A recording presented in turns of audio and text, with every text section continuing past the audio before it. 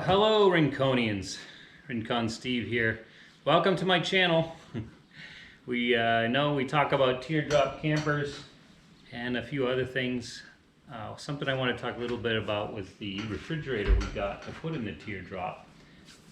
I did an unveiling last year when we first got it. So we've had this about a year now. We used it all last summer. We used it this summer on our travels back up here to North Dakota. And just generally speaking, I've been quite pleased with this this little fridge by ICECO. And I guess my only complaint about it initially was when we purchased this, I was shopping around for little fridges, and I was very keen on the sizes, the dimensions, and if it would fit into my teardrop. And when I saw these dimensions, you know, you can see it's very square. You know, some of them are kind of roundy and take up a lot of space. But this has just got some nice tight squareness to it, if you will. But their measurements were from here to here, you know, here to here, front to back. And they didn't include the handles. And that bugged me because I was thinking, oh, you know, with the handles, it's X amount of length. So I had to cut the handles off, take them off, or not put them on, because they ship it without the handles to get it to fit into my... As a matter of fact, I had to make my space in my teardrop bigger than I had planned for the fridge. But as you can see, the handles are on here now, sort of. Not the way the manufacturer had them, but I've attached them in a way that helps me to lift it out, and yet they're folded away so that we can get them into the teardrop. So I got a little video here that shows how I modified those handles. So stay tuned for that. But again, let me just show you up close what this is like. This has some really nice controls, easy to use. Always giving you, it's not plugged in now, but you know, your temperature, what it's set at, and you know, whether it's Celsius or Fahrenheit, and easy to, you know, keep closed and use. This comes with, you know, cages too, but we like all the space, so my wife prefers to just have it, you know, with nothing like this. So even when it's off, things stay cool in here. It's well insulated. It cools down quickly when you plug it in. That's another nice thing about it. And it's not too heavy when you get to pick it up. So pleased with it. I think it's a good product. I would recommend it to anyone. There's something else here. What else do I want to talk about? Oh, so the other factor with this little fridge is we use it with our solar. And anytime we used it last summer, we never ever had problems. We have two 100 amp hour lead acid batteries, and we have 140 watt solar panels. So that's a pretty good size. We camped in Vermont in the shade, in the trees, and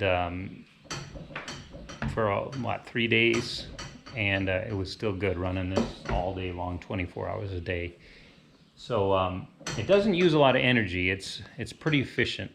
So that's the other nice thing about it.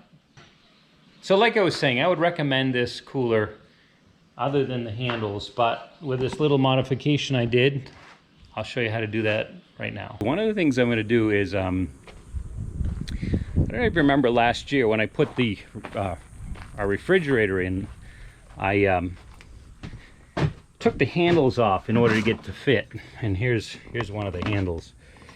And I'm thinking I'm gonna put the handles back on, but the way they fit, I think I can get them to fold up so they'll still fit, but you can still use them when you want to pull it out.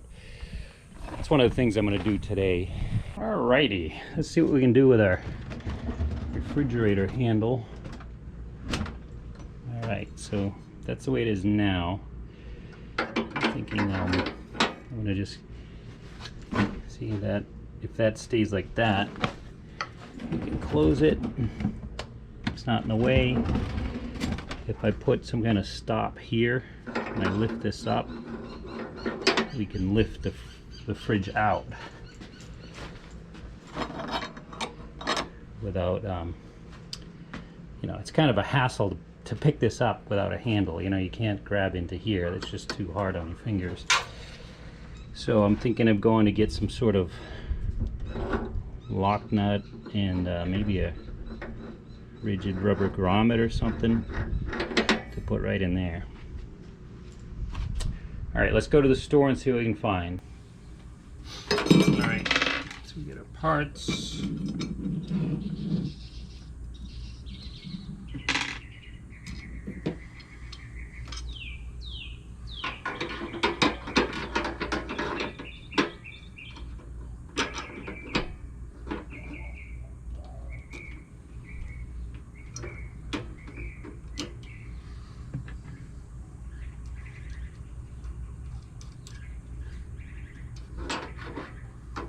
Actually, that'll work, but I think it's too long. Yes, it's going to be too long. Alright, so we got to go back to the 3/4. But that bushing, I think, is just the right size. Alright, I'll trade those back for a shorter one.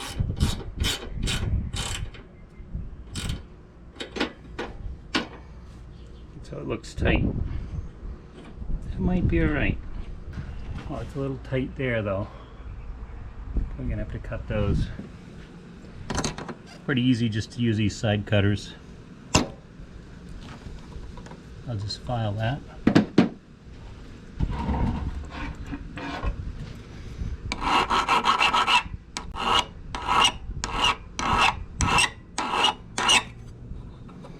Nice.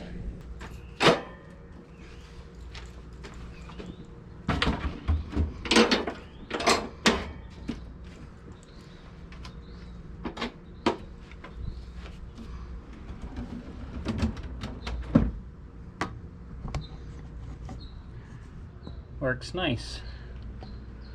Plenty clearance now.